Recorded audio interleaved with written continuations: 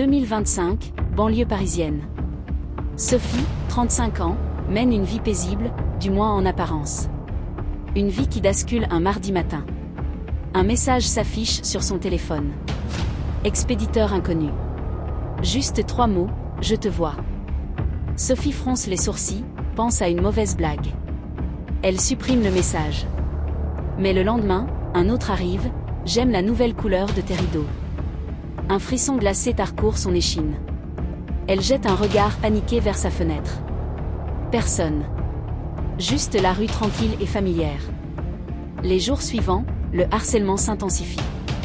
Des appels muets au milieu de la nuit, juste le son d'une respiration à peine audible avant que la ligne ne coupe.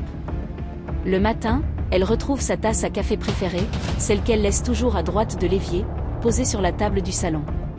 Ses clés de voiture ne sont plus sur le crochet de l'entrée mais dans le tiroir de sa table de chevet. Aucune serrure forcée. Aucune fenêtre brisée. Le sentiment d'être observée, d'être une marionnette dans sa propre maison, devient insupportable. La paranoïa s'installe, vicieuse, comme un poison lent. Était-ce bien elle qui avait déplacé cette tasse? Avait-elle oublié avoir rangé ses clés ici? Sa mémoire lui joue des tours. Elle commence à douter de tout le monde. Son compagnon, Marc, tente de la rassurer. Tu es fatigué, stressé, c'est tout. Mais ses paroles sonnent creux, presque condescendantes. Et si c'était lui? Ses amis? Sa voisine, toujours trop curieuse? Chaque regard, chaque question anodine devient une suspicion. Comment tu sais que j'ai mal dormi? Lance-t-elle un jour à sa meilleure amie, Julie. Le visage surpris de Julie la fait douter encore plus. Elle se sent piégée, seule au monde. Le harceleur semble lire dans ses pensées. Un soir, alors qu'elle pense à son enfance, un nouveau message, tes secrets ne le sont plus. Son cœur s'arrête. Seules quelques personnes connaissent ce secret de jeunesse qu'elle a toujours gardé enfoui. La peur se transforme en terreur pure. Elle se barricade chez elle, ne répond plus au téléphone, s'isole du monde qui, de toute façon, lui semble hostile. Elle a l'impression de devenir folle. C'est ça, le but, n'est-ce pas? La faire sombrer. Une nuit, un bruit la réveille. Des pas lents, feutrés, dans le couloir. Elle retient son souffle, les yeux grands ouverts dans le noir. La porte de sa chambre grince doucement. Une silhouette se dessine dans l'encadrement. Son sang se glace. Elle reconnaît la silhouette. C'est Marc. Il tient son téléphone à la main, l'écran allumé.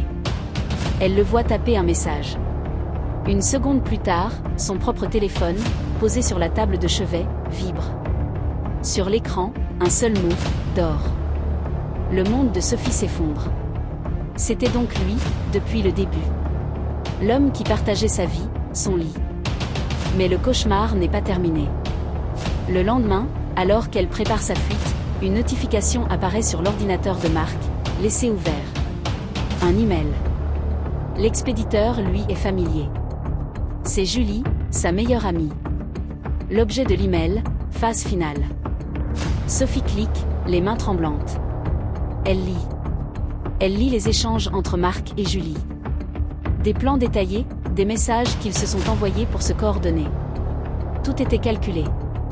Marc, son ex-fiancé, n'avait jamais accepté leur rupture un an plus tôt. Et Julie, secrètement amoureuse de lui, était sa complice. Le but n'était pas de la reconquérir. Le but était de la détruire.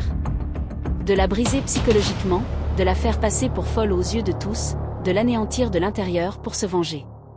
Ce n'était pas un fantôme qui la hantait. C'était la trahison incarnée.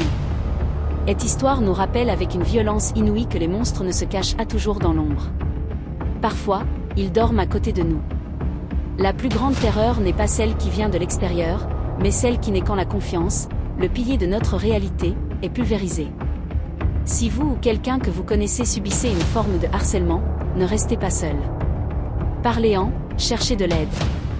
Votre réalité et votre santé mentale sont précieuses. Protégez-les. Merci d'avoir écouté, et n'oubliez pas de prendre soin de vous.